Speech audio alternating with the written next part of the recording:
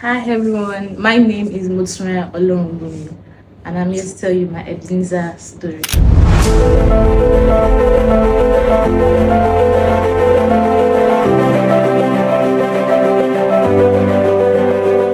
So that was in the year 2023. I was in my final year. I just resumed for school. Final year, ready to get done with this BSc and whatsoever. I've never been worried about my results. I felt having a 3 point result was the deal. No carryover, so let's have it. But it was not what I wanted, but I just felt like I could never attain something better. Not until I started opening my mind, I got to see that there's more. I didn't need to be satisfied with what I had. I could always do more. Thanks to my parents who also called me out. They've never been one to tell me you've done bad, you've done this, you've done that. But at least they kept on insisting that don't you think you can do more? Don't you think you can just increase it a little? Just put more efforts. And so I got to work. It wasn't easy. It wasn't easy. I kept on reading. And also, yes, sent help through men whereby they had their own life to live, they had their own results to come push for. But this lady would call me every single time to come for classes, come for night class, different kind of things. Sometimes I got fed up. Sometimes I'm sure she'll have a lot of videos of me sleeping off if she took. The first semester came. I wasn't even so scared for semester. The result, I can't even forget. The results came out on my birthday. And I was so excited to check it. I was like, I've never been worried about my result, as I said. Whatever came, we're good to go. And I saw a 4 point result. I'd never done that before. Year 1, year 2, year 3. As long as it was not lower than 3 points, I didn't have a carryover, we are good to go. I saw a 4 point result. I was like, wow, so it's possible.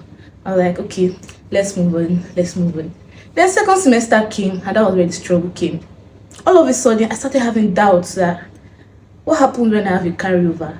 Maybe if it was in 300 level, 200 level, I could always come back for it. But this 400 level, what do I tell people? What do I say? How did it happen? And so it really weighed me down. But God sent help, as I said. I had a bunkmate who would always tell me that, Motunrayo, she called me bunking most of the time, but she'll say, you're not going to repeat. That's not what the Bible says. That's not how it is. It's going to help you. So I kept on pushing.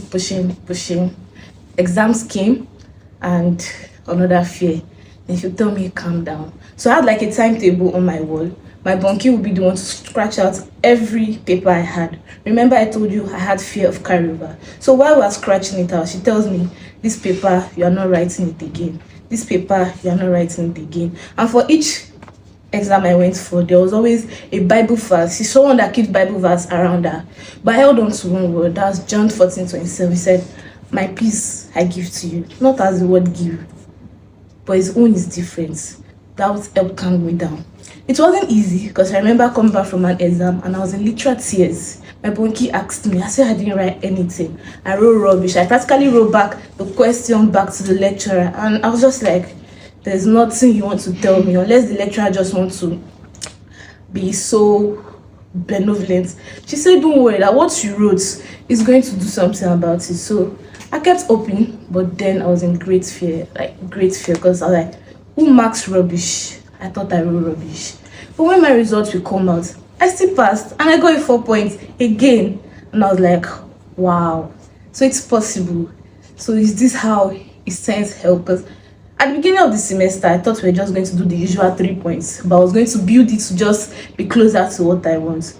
But twice, I did something beyond my expectation, and I just had to figure that no, God still send help.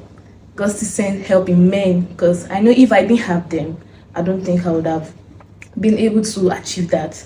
Especially my bunkie, who kept on with her words of encouragement that you calm down, don't worry, God has it figured out. He knows your name. He's going to help you. And that was how I graduated with a result whereby it was a result whereby I looked at it, and now each time I see my result, I'm like, no, I worked for this. I worked for this result. No, don't worry. It's not what you think, but I know this result was what every sleepless night, every words of encouragement, every fighting it that no, you just have to move past this. So as I said, God still sends men, and He still sends help in form of men. And that's my Ebenezer story. I know God is still in the business of helping men and sending help to His people. So on the 28th to the 30th of August 2025, we'll be having our camp meeting, which is Team Ebenezer. I want you to come because I know it's going to be a meeting where Ebenezer surely will show up. Bye.